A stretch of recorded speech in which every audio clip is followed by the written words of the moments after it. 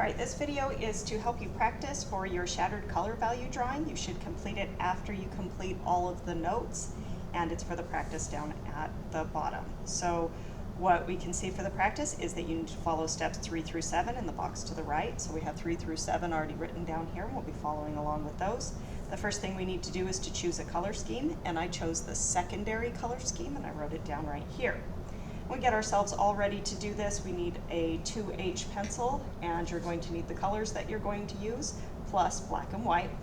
I have chosen secondary, so you can see that I have purple and green and orange, but then I also have a light lavender and a light green and a yellow orange to kind of help the colors to give them some depth and interest, and you'll see what I'm going to do with that in just a minute.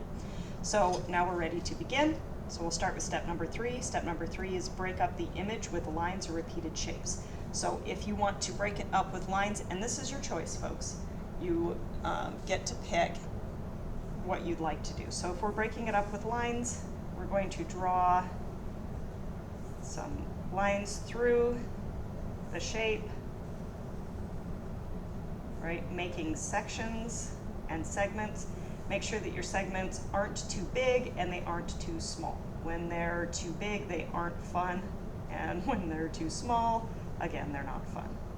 So it works out really nicely if your sections are nice and medium. You can see how I'm moving through this star so that I can divide up the areas that I see are kind of large. So I drew several lines.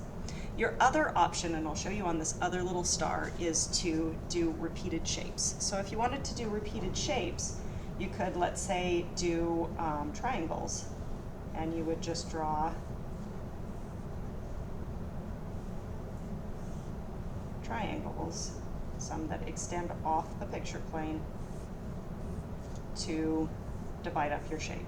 Okay, and you'll have seen some examples from the students where they chose to do a repeated shape, but it's really up to you what you think will look cool. So for this practice though, I'm going to do these lines. I just wanted to show you that so you would know. All right, so now we've done step number 3. Now we have step number 4, choose a color scheme. We did that. Step number 5, fill in each shape with color values. You have to go from dark to light. All right, so this is how that part works. We're going from dark to light, so we're changing in value inside the shapes. So I'm going to start with my violet, and I'll start right here. I'm going to begin in this section right here, and I will have kind of light pressure. I don't want to have too dark of pressure. And remember, you're trying to hide your pencil strokes. So we'll make it a little darker pressure over closer to where it's going to be dark, and then much lighter pressure as it goes out. Then you take your lighter color and start adding it on using even lighter pressure, and then go over it with your white.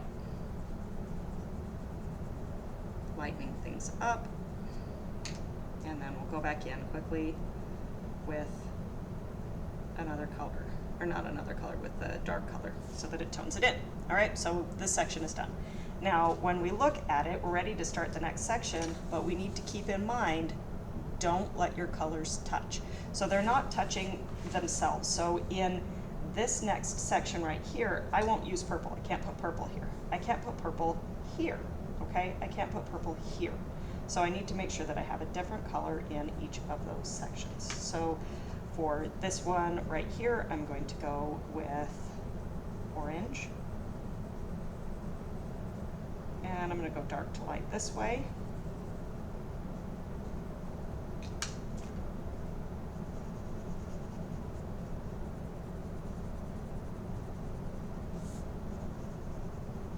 Switching to the light orange, and then switching to the white. Alternatively, I could have chosen a peach color.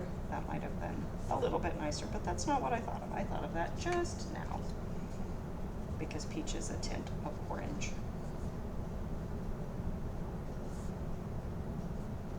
So I'm making sure that I get to the edges. My coloring is neat and tidy, and it changes as it moves from dark to light, right? And you can go over it with the colors to adjust them. All right, so then next we have this big shape right here, and that one's gonna be green because I just used orange right here. Although I could use orange out here, it's not touching anything, so that would be fine, but I'm going to use green, and I'm gonna go dark to light this way. It doesn't matter which way, as far as your assignment goes, it doesn't matter which way you go from dark to light, just so long as you travel from dark to light through the different pieces.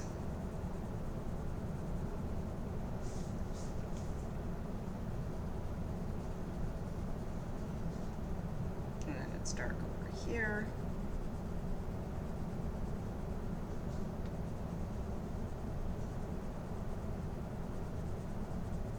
Sliders, it goes over. I'm going to switch to this yellow green. Again, I could have used like a mint green, that would have been nice too. But this is going to kind of do the same thing.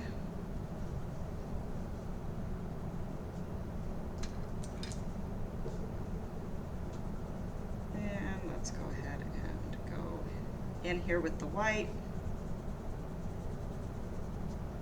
going over it.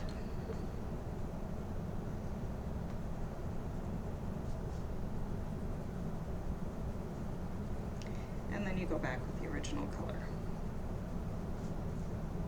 Now, let's talk about teeny weeny parts and things that are kitty corner. So right here, I have this itty bitty wee little part that has just a tiny little line in between it.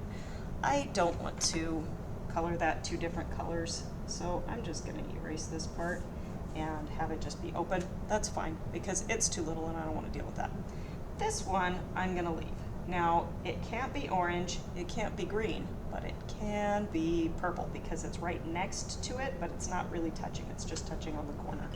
So I will go in here and, as best I can, try to get a teeny weeny little value change in that section. All right, just like that. So we got this little itty bitty guy. And then we're taking a look at what's next. This one could be orange, that one could be purple. You see what I mean? So I'm going to pause the video and get this finished and then show you what the next step is after we get done.